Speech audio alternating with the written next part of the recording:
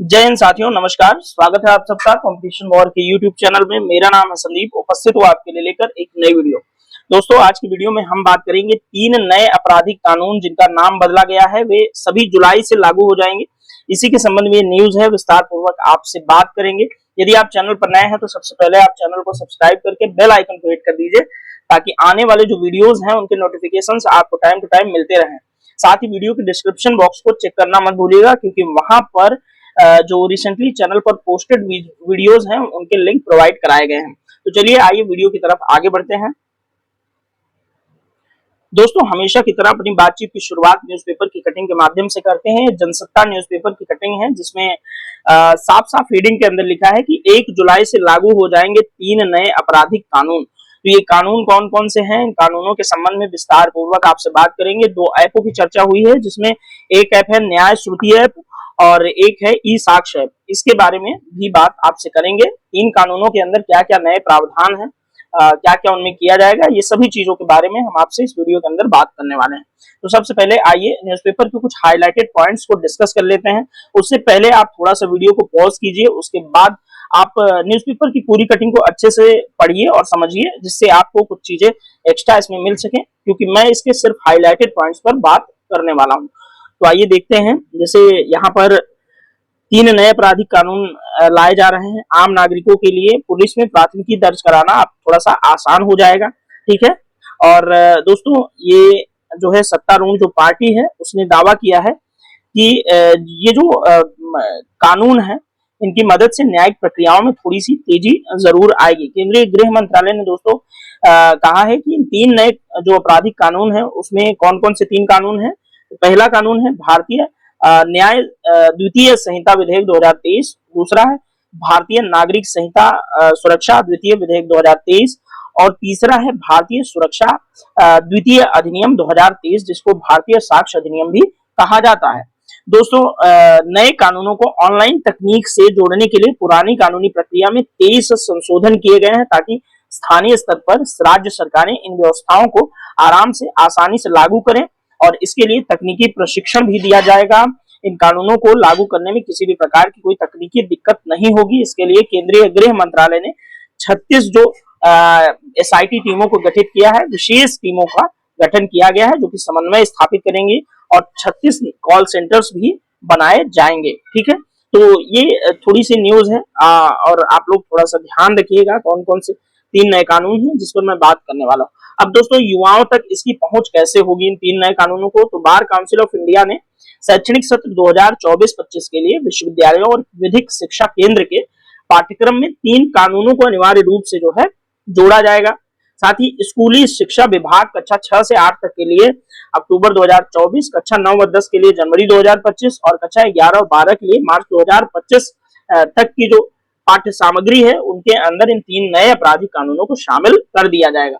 साथ ही दोस्तों, 1 जुलाई को सभी उच्च शिक्षण संस्थाओं में विशेष तौर पर एक द्विवर्षीय जो है गतिविधि का भी संचालन किया जाएगा। 1 जुलाई को ही राज्यों और केंद्र शासित प्रदेशों में एक कार्यक्रम होगा, जिसमें थाना प्रभारी नए कानूनों की जानकारी जो है प्रोवाइड कराएंगे।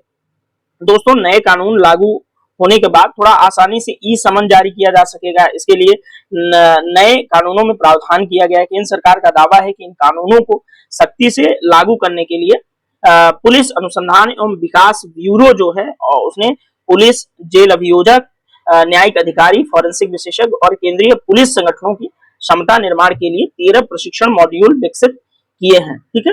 और मंत्रालय के मुताबिक दोस्तों, विश्वविद्यालय अनुदान आयोग जो UGC है, उसने 1200 विश्वविद्यालयों और 40,000 कॉलेजों को सूचना के लिए बोर्ड भेजे हैं, और शिक्षा विभाग ने लगभग 9,000 संस्थानों को इस बाबत पत्र लिखकर शिक्षकों और छात्रों को इन कानूनों की जानकारी देने के लिए कहा है। तो न्यूज़पेपर की कटिंग के अंदर जो मुख्य बातें थी उसको हमने डिस्कस कर लिया है।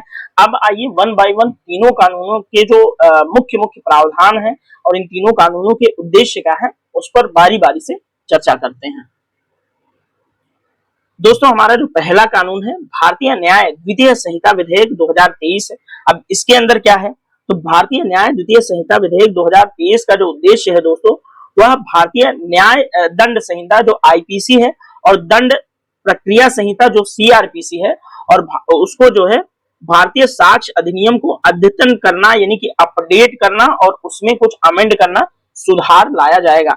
अब इस विधेयक का मुख्य उद्देश्य क्या है? तो कानूनी प्रक्रियाओं को सरल बनाएगा, त्वरित बनाएगा और अधिक प्रभावी बनाएगा ये नया विधेयक।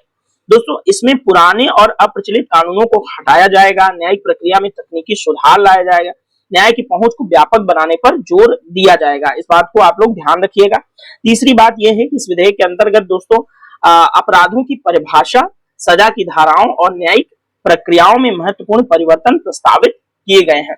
तो भारतीय न्याय द्वितीय संहिता विधेयक 2023 के अंतर्गत ये जो है समस्त उद्देश्य है इसके, और इसके अंदर ये 3 महत्वपूर्ण जो है कार्य किए जाएंगे। आप लोग ध्यान रखिएगा, इंपॉर्टेंट होगा आपके परीक्षा के पॉइंट ऑफ व्यू से। चलिए दूसरे कानून की तरफ आगे बढ़ते हैं। है भारतीय नागरिक सुरक्षा संहिता द्वितीय विधेयक 2023। इसका उद्देश्य आप लोगों को याद रखना है कि देश की आपराधिक न्याय प्रणाली में क्या करना है? सुधार करेगा। इसमें विभिन्न कानूनी प्रक्रियाओं को अद्यतन करने और नागरिकों के अधिकारों की सुरक्षा को सुनिश्चित करने का प्रावधान जो है वो शामिल किया गया है। दोस्तों, न्यायिक प्रक्रियाओं को सरल, तेज और अधिक पारदर्शी बनाने के लिए नए प्रावधान इसके अंदर जोड़े गए हैं।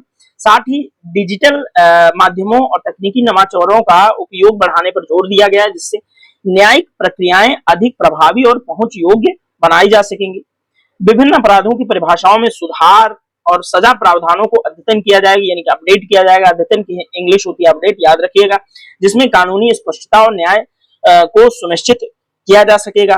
पुलिस और अन्य प्रवर्तन जो एजेंसियां हैं उनकी जिम्मेदारियों और कार्यप्रणालियों में सुधार के लिए नए नियम और दिशा निर्देश भी प्रस्तावित किए गए हैं इस भारतीय नागरिक सुरक्षा संहिता द्वितीय विधेयक 2023 के अंतर्गत। ये भी आपकी परीक्षा के पॉइंट ऑफ व्यू से बहुत इंपॉर्टेंट होगा, ध्यान रखिएगा। ये परीक्षा के अंदर आपसे चाहे मुख्य परीक्षा में, चाहे प्रीलिम्स परीक्षा में, किसी न किसी परीक्षा में आपसे यहाँ से सवाल पूछे जाएंगे। दोस्तों, अब तीसरा है भारतीय सुरक्षा द्वितीय अधिनियम 2023। इसका उद्देश्य आप लोगों को याद रखना है, देश की आंतरिक और बाहरी सुरक्षा को मजबूत करना। यह अधिनियम दोस्तों विभिन्न सुरक्षा चुनौतियों का सामना करने के लिए कानूनी और प्रशासनिक उपायों को अद्यतन सुधारित करेगा। साथ ही आतंकवाद, उग्रवाद, अन्य आंतरिक खतरों का मुकाबला करने के लिए नए प्रावधान और रणनीतियां सुझाएगा। सीमाओं की सुरक्षा, विदेशी खतरों से निपटने के लिए रक्षा संबंधी सुधार और संसाधनों का बेहतर उपयोग सुनिश्चित करेगा। साथ ही यह कानून सुरक्षा एजेंसियों की कार्य क्षमता और समन्वय को बढ़ाने के लिए दिशा निर्देश प्रावधानित करता है। साथ ही साइबर खतरों से निपटने के लिए तकनीकी और कानूनी ढांचों का सुदृढ़ीकरण करता है। आपदा प्रबंधन, नागरिकों की सुरक्षा और सार्वजनिक सुरक्षा उपकरणों को भी मजबूत करेगा। तो दोस्तों, भारतीय सुरक्षा अधिनियम 2023 के निम्नलिखित उद्देश्य हैं, इसके अंदर के प्रावधान ये हमने आपसे डिस्कस किए। दोस्तों, अब इस तीनों कानूनों को डिस्कस करने के बाद इन न्यूज़पेपर के कटिंग के अंदर 2 ऐप की बात की गई थी, उनका जिक्र आया था, जैसे ई साक्ष्य ऐप और न्याय श्रुति ऐप, जिनके माध्यम से इन कानूनों को लागू करने में और लोगों तक जन जागरूकता पहुंचाने में काफी ये महत्वपूर्ण प्लेटफॉर्म के तौर पे साबित होंगे। तो दोस्तों, पहले ई साक्ष्य ऐप को देख लेते हैं। ये क्या है? एक डिजिटल प्लेटफॉर्म है जिसे भारतीय न्यायिक प्रणाली में साक्ष्य प्रबंधन और प्रस्तुति को अधिक प्रभावी और कुशल बनाने के लिए विकसित जो है वो किया गया है। साथ ही इस ऐप का उद्देश्य आप लोग याद रखिएगा, न्यायिक प्रक्रियाओं को आधुनिक तकनीक के माध्यम से सरल और पारदर्शी बनाएगा। और सेकंड ऐप दोस्तों है न्याय श्रुति ऐप। न्याय श्रुति ऐप जो है वह भारतीय न्याय प्रणाली में पारदर्शिता, दक्षता, न्याय की पहुंच बढ़ाने के लिए विकसित किया गया एक डिजिटल प्लेटफॉर्म है। इसका उद्देश्य न्यायिक प्रक्रियाओं को अधिक सुलभ और प्रभावी बनाएगा। तो इन दोनों ऐपों को भी याद रखना, प्रीलिम्स के पॉइंट ऑफ व्यू से बहुत इंपॉर्टेंट है। मेंस में इनको अगर आप कोट करते हैं अपने आंसर के अंदर तो आपका आंसर काफी प्रभावशाली समझ आएगा एग्जामिनर को, और जिससे आपको अच्छा नंबर भी मिलने की उम्मीद रहेगी। दोस्तों, यहाँ दैनिक भास्कर न्यूज़पेपर की एक हमें कटिंग प्राप्त हुई, जिसमें 3 कानूनों का नाम जो बदला गया है उसके बारे में थोड़ी सी बात की गई है। जैसे 1860 में बने इंडियन पीनल कोड को अब भारतीय न्याय संहिता 2023 बोला जाएगा। 1898 में बने सीआरपीसी को अब भारतीय न्याय सुरक्षा संहिता 2023 बोला जाएगा। और 1872 में बने इंडियन एविडेंस कोड को यानी कि भारतीय साक्ष्य संहिता को अब भारतीय साक्ष्य संहिता 2023 बोला जाएगा। यानी कि जो ये अंग्रेजी नाम है उनको खत्म करके भारतीय कानूनों को औपनिवेशिक मानसिकता से ऊपर उठाना है, यानी कि औपनिवेशिक मानसिकता जो है वो पूरी तरह से समाप्त करनी है। तो दोस्तों, इस वीडियो में इतना ही।